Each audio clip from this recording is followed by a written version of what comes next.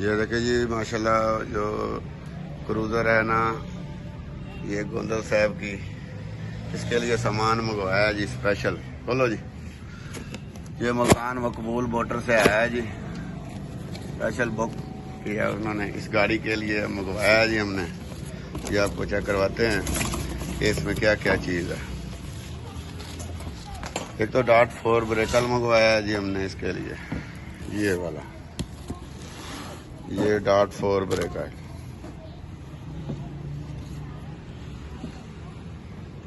ये आप देखें, ये डॉट 4 ब्रेकल मंगवाया हमने इसके लिए। तो ये भी खोलना,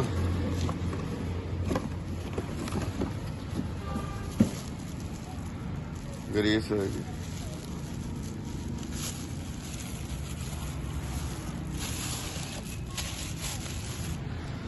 ये ग्रीस है इसके व्हीलों में डालने के लिए।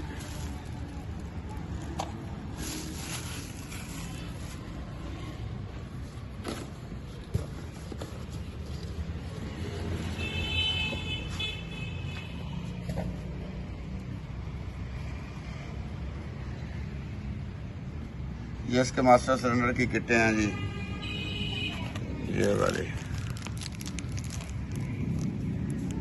ये 4 बचना है 5?